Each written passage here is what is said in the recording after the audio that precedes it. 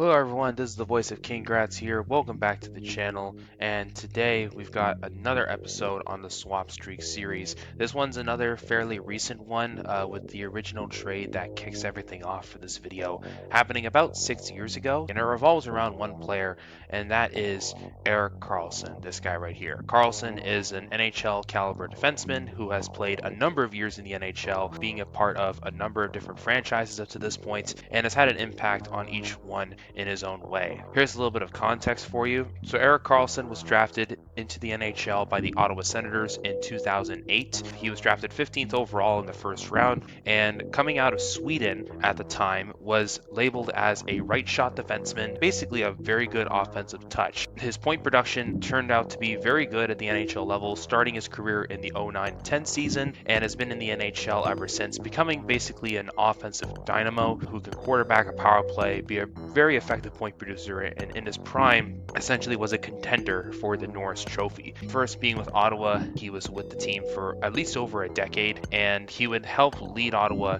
as team captain in the mid-2010s, and of course this would culminate in the Cinderella run of the 2017 postseason, where the Senators went within one game of reaching the Stanley Cup final, only to lose to the Pittsburgh Penguins. Unfortunately, this competitive window under Erik Karlsson did not last very long, as following the conclusion of the 2016-17 season, Ottawa undergoes a competitive collapse as a team, and following 2016-17, the team started to decline as a whole. Of course, 2017-18 was his last full season in Ottawa, and ultimately he was part of a teardown for the Senators in order to commence a rebuild. In the 2018 offseason, Erik Karlsson is traded to the San Jose Sharks along with Francis Perron in exchange for Josh Norris, Chris Tierney, Rudolph Balcers, Dylan DeMello, a second-round pick in 2019, a conditional first-round pick in 2019-2020, a conditional first or second-round pick in 2021, and another conditional first-round pick in 2022. The second-round pick in 2019 would basically either be San Jose's own second rounder or Florida's second round pick. Ultimately, it was the better of the two, and this would become Florida's pick that would go to Ottawa. If the Sharks missed the playoffs in 2018-19, then they had the choice of either sending their 2019 or 2020 first round pick to the Senators. Otherwise, it would have to be the 2020 first that gets sent over if they did make the playoffs. If Erik Karlsson re-signs with the Sharks, then Ottawa would get a second round pick in 2021, which would become a first if the Sharks make it to the Stanley Cup final in 2019. And last but not least, if the Sharks trade Erik Karlsson to an Eastern Conference team, then San Jose has to send another first round pick no later than 2022. Most of these conditions were met outside of the 2022 conditional first round pick, because the Sharks would not trade Karlsson before the 2022 draft, and therefore the conditions for that part of the trade did not get completed. Now, for everything else, it's kind of a little bit straightforward. For Ottawa, they would use the second round pick in 2019 and send it to the Carolina Hurricanes, along with a third round pick in the same draft for an earlier second rounder. That earlier second rounder was used to draft Matt Sogard, who was a goalie prospect that has spent a number of years trying to develop an Ottawa system throughout their rebuild, but hadn't really panned out as a player, but he's never gotten traded, at least at this point.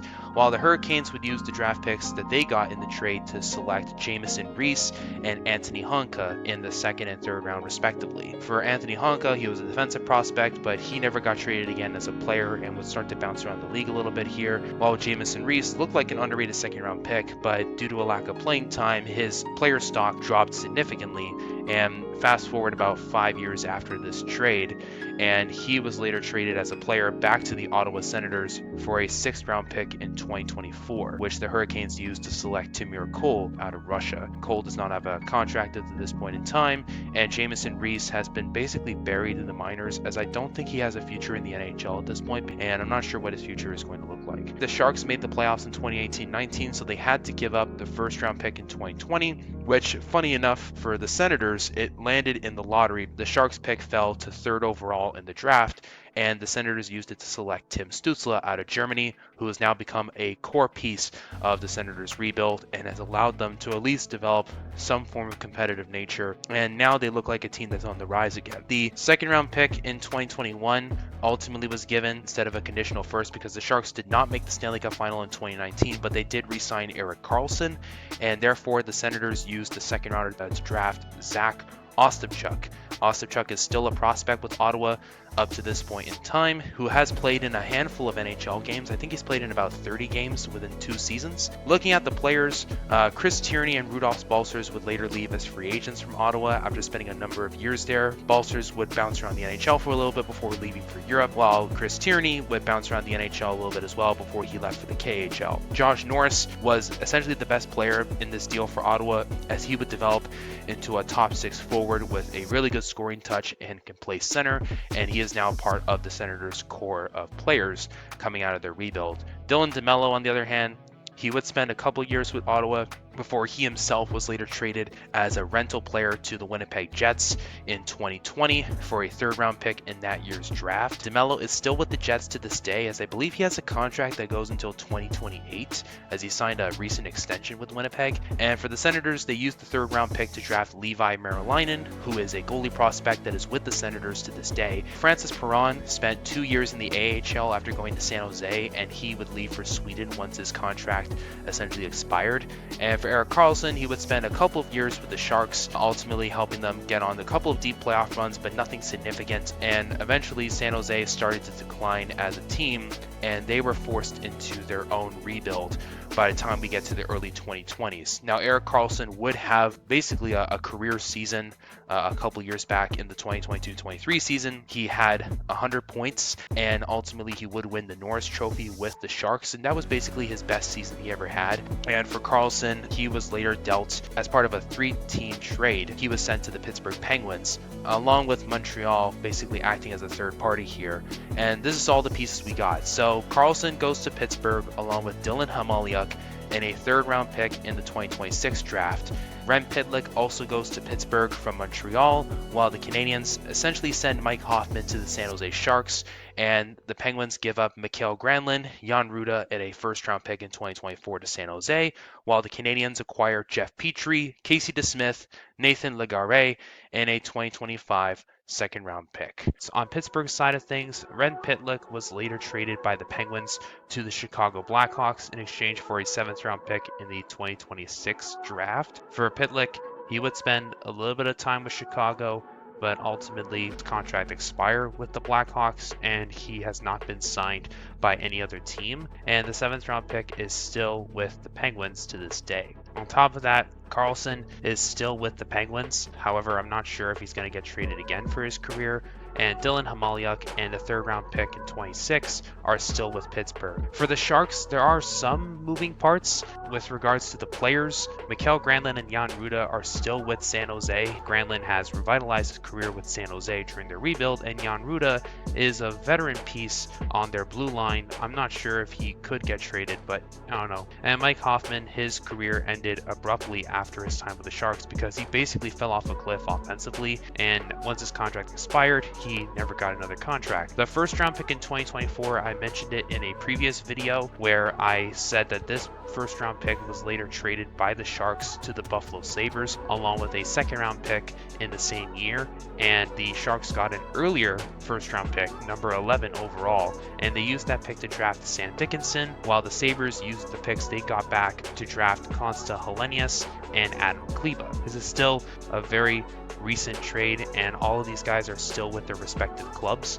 Looking at Montreal's side of things, this was of course a big part of them getting even more assets, because all 3 of the players listed here, Petrie, DeSmith, and Legare, would all get traded separately. Jeff Petrie, a couple days after this trade, would then get traded by the Canadiens to the Detroit Red Wings for Gustav Lindstrom and a 4th-round pick in 2025. That 4th is still with the Canadiens to this day, and Jeff Petrie is also still with the Red Wings. Gustav Lindstrom was with Montreal for a little bit before he was ultimately claimed on waivers by the Anaheim Ducks. For Casey DeSmith, he was later sold to the Vancouver Canucks in a separate deal that brought back Tanner Pearson and a 3rd-round pick in 2025. The 3rd-round pick is still with Montreal, and Pearson, once his contract expired, he left as a free agent to Vegas, while Casey DeSmith had a pretty solid year as a backup in Vancouver, and then he left for Dallas in free agency as well. For Nathan Legare, after being sent to Montreal, was then involved in a 1-for-1 deal with New Jersey, where he went to the Devils in exchange for Arnaud Durandeau. Durandeau ultimately never amounted to much at the NHL level, and he eventually left for the KHL after being buried in the minors. While Nathan Legare does have a future with New Jersey, he is still a prospect in their farm system. I'm not sure when he might make the NHL, but for now, this is kind of where we're at with him. And then for the second round pick in 2025, that is still with Montreal. So that basically ends this whole history of the swap streak for Erik Karlsson. We still have a lot of young prospects and some recent trades that could pan out into other deals, especially in the near future, looking at the Sharks and their rebuild with Mikael Granlund and Jan Ruda. For Erik Karlsson, I'm going to say that he might get traded again in a couple of years because the Penguins are a team that's desperately in need of more prospects and in a rebuild, considering that they have one of the oldest rosters in the NHL, and we're basically getting into the twilight of Sidney Crosby and Evgeny Malkin and all those great players over there. And for Karlsson, he's essentially the youngest guy out of their core right now of veterans. I know his contract is pretty big right now if you look at the cap hit, but I think that you can probably see another deal involving Karlsson in the future, assuming that he doesn't lose his offensive production and that he stays healthy for his time in his 30s. But yeah, that basically ends the swap streak of Erik Karlsson here. Hope you guys enjoyed. Please leave a like on the video if you enjoyed it. Subscribe to the channel for more content like this one, and I will see you all in the next video.